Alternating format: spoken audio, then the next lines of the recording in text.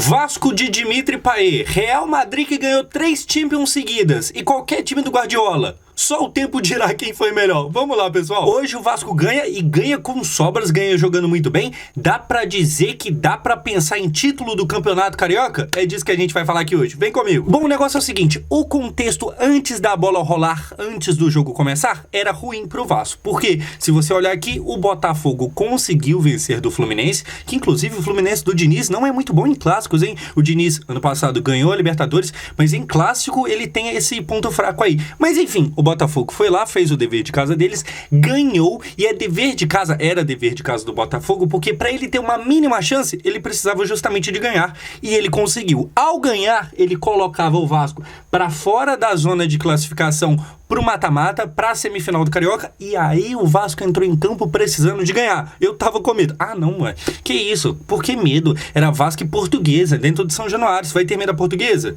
Sim, eu conheço o time que eu torço, eu tava com medo sim, mas até que deu certo. Olha só, a escalação do Vasco em campo hoje foi essa daqui, que é perfeita. Você olha do começo ao fim e assim, é o time ideal, é o time meio que dos sonhos do que a gente tem em campo e o que a gente tem de possibilidade pro Vasco de hoje. Isso aqui é o ideal. O David agora realmente vai para o banco e no lugar dele vem o Adson, que joga muito bem hoje. O Esforça, que foi contratado com expectativa de justamente ser titular, hoje fez a primeira partida dele, onde ele já começou jogando, e de resto tudo igual, o Verratti, Payet, essa maravilha, essa dupla que, meu Deus do céu, escalação perfeita. Mas e o futebol? Foi perfeito? Começou sendo sim, porque a bola mal começou a rolar, e o francês absurdo do futebol mete um gol aqui, num belo passe do Verratti. Olha só, a bola vem no Verratti bem na frente, ele só rola pro Payet, que completa pro gol, e aqui a gente tem que falar o seguinte, primeiro, o Verratti sendo muito caridoso. Por quê? Porque ele é um camisa 9 que não se preocupou em chutar pro gols. Dizem que atacante vive de gol, mas o Verratti não tá com medo da morte. O Verratti dá o passe e é o famoso faz me abraça. E outra coisa, não só essa dupla que tá aparecendo aqui precisa ser pontuada, mas quem não está nessa foto também, que é o quê? É o lateral Paulo Henrique, que foi quem deu o passe que deixou o Verratti na cara do gol para poder rolar pro Payet. O Paulo Henrique, no último jogo na Copa do Brasil, ele tinha ido mal, fez uma partida esquisita contra o Marcelo Dias. Hoje volta a jogar bem, dá esse baita passe pro Verratti, que rola pro Payet e faz o gol. Payet, segundo gol dele nesse Campeonato Carioca, e o gol é o de menos porque a partida como um todo foi maravilhosa. Mesmo se ele não tivesse balançado as redes, eu já estaria agora comparando ele a Edson Arantes do Nascimento, porque o francês tá jogando muita bola e eu tô empolgado. Enfim, a dupla que funciona e o Paulo Henrique também. Dando sequência, o que a gente vai ter é o Vasco perdendo um pouco a mão do jogo. Aqui a gente tem um chute de fora da área da Portuguesa que o Léo Jardim faz uma baita defesa, e eu vou deixar a foto desse gostoso aqui pra gente comentar o seguinte. O Vasco não é a primeira vez que isso acontece, e o que é um problema. O Vasco faz um gol e perde um pouco o controle da partida, mesmo sendo contra um time fraco, que é Portuguesa com todo respeito, mas é um time fraco, né? O Vasco faz um gol, começa a relaxar até demais, e aí precisa do Léo Jardim começar a trabalhar, porque senão sofre o empate. Tá bom que o Léo, quando precisa dele, ele está lá para o time, e ele esteve hoje de novo, defendeu, rolou a parada técnica, aquela conversa ali, o Vasco estava ganhando, mas isso, a vitória parcial não impediu do Ramon Dias gritar em espanhol no ouvido da galera, e aí parece que o Vasco voltou mais ligado. Os jogadores meio que acordaram, ouviram ali o grito em castelhano, e aí, quando voltou mais ligado, depois de ouvir, gol do Adson, que toma de vez a posição de titularidade do David. Olha só aqui, numa baita jogada que vem aqui no Payet, o Payet vai ter ali o cara chegando nele, ele dribla, mano, olha isso, cruza dentro da área, o Galdamez ajeita pro Adson, que puxa, ajeita, chuta lá no cantinho, sem nem chance pro goleiro, e tá aqui o Adson comemorando, cadê? Pulou, ele que consegue pesar menos que eu, isso é impressionante, faz o gol. O Adson, cara, ele é o Gabriel Peck, que, assim, é muito parecido, é um jogador que veio justamente pra cumprir a ausência do Peck, tá ligado? Pra cumprir esse espaço que foi deixado vago, e ele começa a jogar bem, ele começa a ter mais confiança. Obviamente ele ainda tá meio que pegando o ritmo do time, tá ligado? Mas a vaga de titular tá ficando cada vez mais na mão dele. O Payet, mais uma vez, essa aqui não foi assistência porque o Galdamez encosta por último na bola antes do jogador que faz o gol. Mas o Payet, crucial, as jogadas do Vasco muito bem trabalhado. Assim, Ramon Dias e Pep Guardiola, só o tempo dirá quem foi melhor. Ah, mas você tá sendo clubista. Mas quem tem mais cabelo? Ramon diz. Então, assim, 1-0. Enfim, o time do Vasco toca a bola muito bem. O Payet crescendo cada vez mais nesse time. E já deve ser, sei lá, o 5º vídeo de Vasco que eu comento justamente isso. E o Adson agora balançando as redes. Pegou a bola ali, meio que se embolou, mas na verdade driblou, chutou no cantinho. Bom chute, bom gol. Coloca de fato o seu lugar no time titular. O que é maravilhoso. Só que aí não parou por aí. Olha só, olha o lance que o Vasco vai fazer.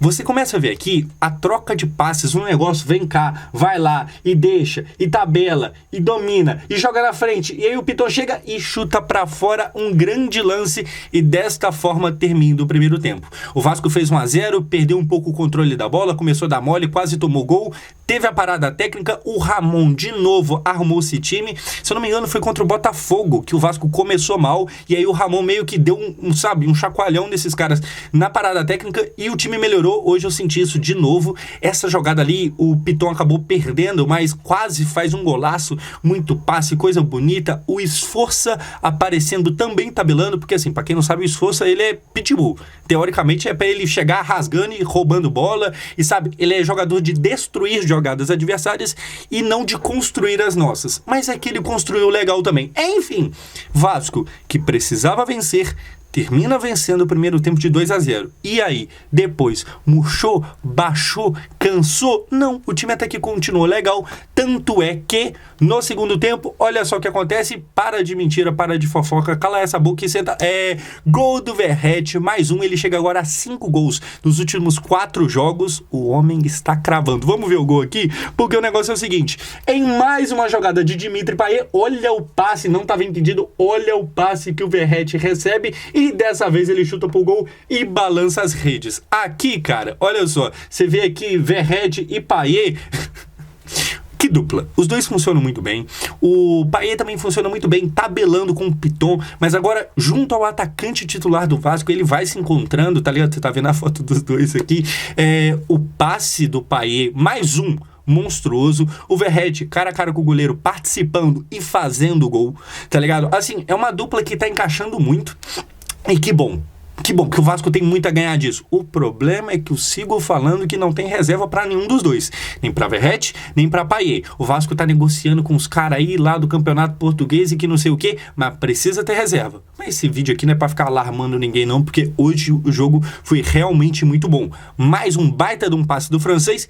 E quem que tem no Brasil que é o melhor que o Verratti, hein? Na posição dele ali. Quem que a gente tem que é melhor que ele? Arrascaeta? Veiga? Sim, não? Quem mais? Comenta aí, não tem muita coisa melhor que ele não.